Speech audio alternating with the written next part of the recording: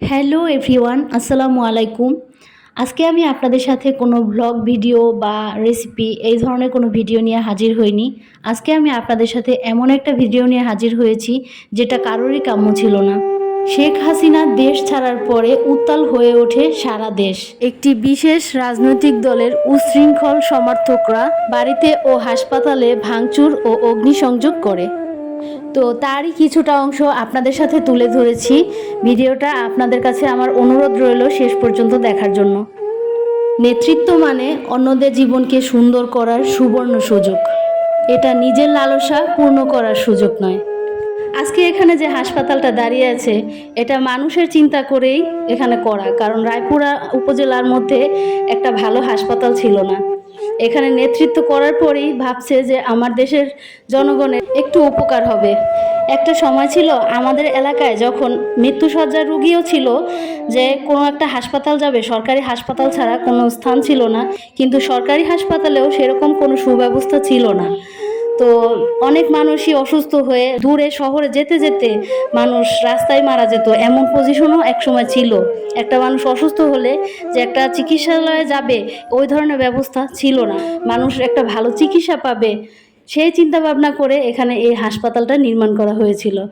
আর আজকে তার ফলশ্রুতিতে এই রূপ। যে মানুষটা এলাকার প্রত্যেকটা মানুষের উপকার করেছে, কখনো কোনো দিন কারো ক্ষতি করেনি, আজকে তার উপরই হামলা চালায় দুর্বৃত্তরা। এই সময় হামলা শিকার হয় তার বাড়ি, তার হাসপাতাল। এখানে শুধু ভাঙচুরি হয়নি, এখানে পুরো বাড়িতে আগুন লাগানোর চেষ্টা, গাড়িতে আগুন লাগানো, বাড়ির সামনে আগুন লাগানো, এমনকি গাছগুলো পর্যন্ত রেহাই পেল না এই দুর্বৃত্তদের তাণ্ডবে। নতুন আগামীর স্বপ্নকে আমরা অভিবাদন জানাই, কিন্তু নিজের উল্লাসের চিৎকার আর সজোর হাততালিতে কারোর স্বপ্ন না ভেঙে দিই। কারণ এখানে যারা আসেন তারা শুধুমাত্র আপনাদের মা বোনেরাই আসেন। এখানে এমনও হতে পারে যারা এত কিছু ভাঙচুর করেছে, ক্ষতি করেছে, তারাও একদিনের জন্য এই হাসপাতালে এসে দাঁড়িয়েছিল, এমন মুখও আমরা দেখতে পেয়েছি। হাসপাতাল যখন ভাঙচুর করা হচ্ছিল তখন দেখা গেছে যে মাত্র সিজার করে বের করা রোগীগুলা, এরপরে হাত পা ভাঙা কিছু রোগী থাকে, মৃত্যুসজ্জায় রোগীগুলা থাকে। এই সমস্ত রোগী সবাই কি একটা বাজে অবস্থার মধ্যে পড়ছে তা একমাত্র আল্লাহ পাক জানেন। আর এই হাসপাতালের ভিতরে যে কর্মীগুলো ছিল তারা নিজের জানের ঝুঁকি নিয়ে তাদেরকে হাসপাতাল থেকে বের করার জন্য আপ্রাণ চেষ্টা করেছে এবং আল্লাহ রহমতে তারা পেরেছেও, আলহামদুলিল্লাহ। যেদিন আমাদের দেশের প্রধানমন্ত্রী শেখ হাসিনা পদত্যাগ করেছেন সেদিন বিকাল 4টা থেকে 4:30টার সময় এই ঘটনা শুরু হয়ে গেল। যখনই কানে এসেছে এই খবর যে শেখ হাসিনা পদত্যাগ করেছেন, এর কিছুক্ষণের মধ্যেই এই ঘটনা অনায়াসে শুরু হয়ে গেল। এখানে রামদা দিয়ে বিভিন্ন জায়গায় কোপানো হয়েছে এবং ককটেলের বিস্ফোরণ ঘটানো হয়েছিল। আল্লাহর অশেষ রহমতে হাসপাতালের স্টাফদের প্রচেষ্টায় রোগীদের কোনো ক্ষতি করতে পারেনি। এরপরে যখন কোনো কিছুই করতে পারেনি, গ্যারেজের মধ্যে প্রাইভেট গাড়ি ছিল আর বাইরে ছিল অ্যাম্বুলেন্সটা। কোনোভাবে অ্যাম্বুলেন্সটাকে বাঁচানো গেছে, কিন্তু এই প্রাইভেট গাড়িটা বাঁচানো যায়নি। প্রাইভেট গাড়িটাতেও আগুন লাগিয়ে দিল।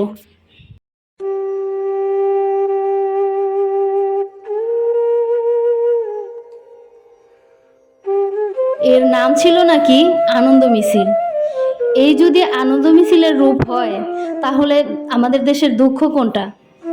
যে মানুষগুলা এই হাসপাতালের সুযোগ সুবিধা এতকাল ভোগ করেছে আর আজকে সেই ভোগের ফল প্রতিদান স্বরূপ এই দিয়ে গেল। খুব সাধারণ জীবনযাপন করেছেন এই নেতা। ওনার বাড়ির দরজা এলাকার সব মানুষের জন্য সবসময় খোলা থাকতো। হয়তো এই হাসপাতাল দীর্ঘ সময় নিয়ে আমরা আবার গড়ে তুলতে পারবো, কিন্তু এই ক্রোধ আর প্রতিহিংসার আগুন নিভাবো কিভাবে? কেন আমরা মানবতা আর ভালোবাসা দিয়ে সবকিছু জয় করে নিতে পারি না? এলাকার মানুষের পাশে এত সুন্দর করে থাকার পরেও এরপরও কেন এত কিছু? আজকে যদি মানুষকে মানুষ খুনাখুনি করা হতো বা কারো ক্ষতি করা হতো, কারো সম্পদ আত্মসাৎ করে নিয়ে যাওয়া হতো, তাহলে যদি এই রূপ দেখা হতো, মনে করতাম যে মানুষের ক্ষতি করেছি আমরা, সেজন্য আমাদের আজকে এই দিন দেখতে হয়েছে। কিন্তু যেই জায়গায় আমরা মানুষের কোনো আগেও ছিলাম না, পাছেও ছিলাম না, তারপরে যদি আমাদের এই অবস্থায় থাকতে হয়, তাহলে মানুষের মন জয় করা হয়তো আর কিছুতেই সম্ভব না। আমরা যেই স্বাধীনতার স্বপ্ন দেখি, সেই স্বাধীনতা রক্ষায় যদি আমরা এইভাবে ব্যর্থ হই, তাহলে এটা আমাদের জন্য চরম লজ্জার, নিরাশা আর ব্যর্থতা। এতক্ষণ আপনাদের সাথে দেখিয়েছি আমাদের হাসপাতালের ভিতরটা, বাহিরটা, এই পরিস্থিতিগুলো। আর এখন আসছি বাড়ির ভিতরে। বাড়ির ভিতরে এখানে আগুন লাগানো হয়েছিল, আগুন লেগে কারেন্টের তার যা আছে সব পুড়ে গেছে। আর এখানে হচ্ছে বাড়ির উঠান।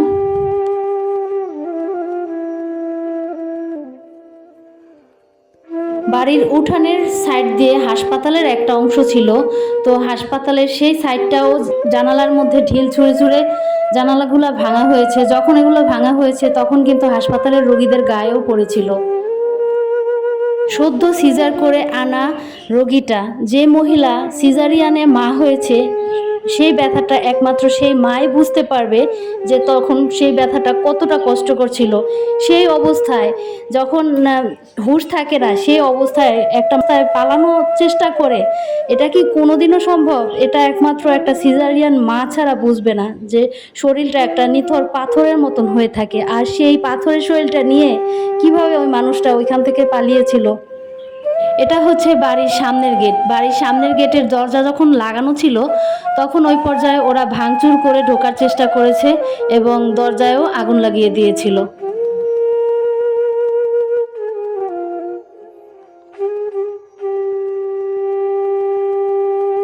দুর্বৃত্তদের হুংকারে বাড়ির যে উঠানের গাছগুলো ছিল, সেই গাছগুলো ওদের হাত থেকে রেহাই পায়নি।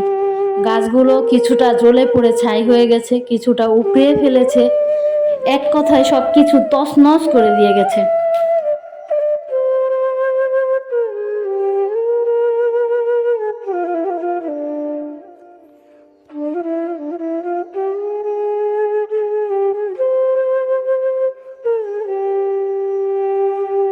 এটা হচ্ছে বাড়ির সামনে।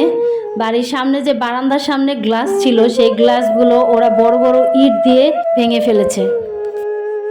বাড়ির সামনে যে ইটগুলো পড়ে আছে, এগুলো দিয়েই বাড়ির সামনের বারান্দার গ্লাসগুলো সব ভেঙে ফেলেছে। এরপরে ওরা চেষ্টা করেছিল বারান্দা ভেঙে ভিতরে ঢোকার জন্য, কিন্তু আল্লাহর অশেষ রহমতে ওরা এই কাজটা করতে পারেনি।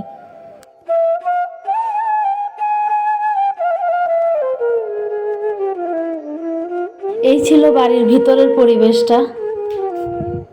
এই দুর্বৃত্তকারীরা ওরা ওদের সাধ্য মতন চেষ্টা করেছে বাড়িটাকে ভাঙচুর করার, এবং ওরা পেরেছেও, কিন্তু আল্লাহর অশেষ রহমতে ওরা আমাদের কোনো ক্ষতি করতে পারেনি। সৎ মানুষের সাথে নোংরা মানুষেরা না থাকতে পারে, কিন্তু অবশ্যই আল্লাহ আছে।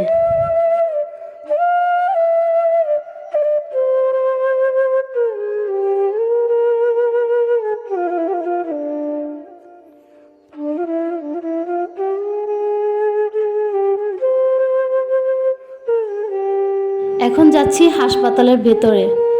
হাসপাতালের ভেতরের পরিবেশটা একদম থমথমে একটা পরিবেশ হয়ে আছে। এর মধ্যে নাই রোগী, নাই কোনো নার্স, নাই কোনো ডাক্তার। যেখানে একসময় একটা গমগম পরিবেশ হাসপাতালের ভেতরটাতে, বিভিন্ন ধরনের অসহায় রোগীরা এসে ভিড় জমিয়েছে, সেখানে আজকে একটা ভুতুড়ে পরিবেশ অবস্থানে আছে।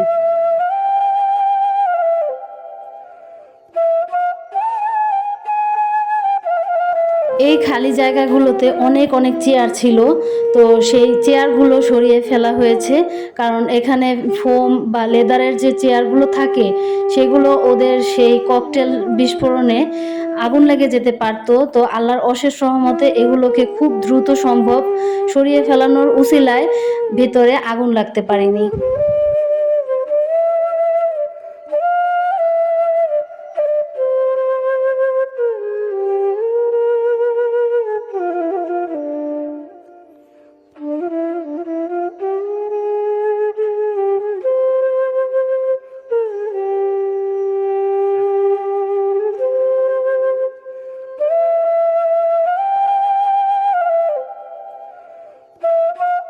এখন যাচ্ছি আমরা দোতলার দিকে। দোতলার কিছু পরিবেশ আপনাদের সাথে আমি শেয়ার করছি।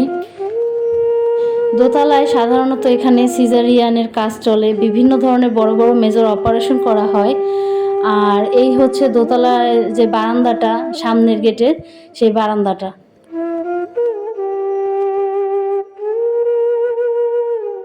ভিডিওটির এই শেষের পর্যায়ে এসে আমি একটি কথা বলতে চাই। রাজনীতি যদি সত্যি জনগণের কল্যাণের জন্য হয়, তবে প্রতিহিংসার রাজনীতি কোনো দলেরই কাম্য নয়। শুনেছি সামনে নতুন সরকার গঠন হবে, তাই নতুন রাজনীতি নতুনভাবে, নতুন সাজে, নতুন কাজে, নতুন আনন্দে, নতুন ভালোবাসায়, নতুন সম্ভাবনায় নতুনত্ব ছুঁয়ে যাক সবার হৃদয়ে। সবার জন্য ভালোবাসা রইল, দেশবাসীর সবার জন্য শান্তি কামনা করি। আজকে ভিডিওটি আপনাদের কাছ থেকে এখানেই শেষ করছি। দেখা হচ্ছে সামনের কোনো নতুন ভিডিওতে। আর যেন কখনো আপনাদের সামনে এই ধরনের কোনো ভিডিও নিয়ে না আসতে হয়, সেটাই এক্সপেক্ট করব। সবার সুস্বাস্থ্য কামনায় আজ আমি আপনাদের কাছ থেকে এখানেই বিদায় নিচ্ছি। সবাই ভালো থাকবেন, সুস্থ থাকবেন। আল্লাহ হাফেজ। আসসালামু আলাইকুম।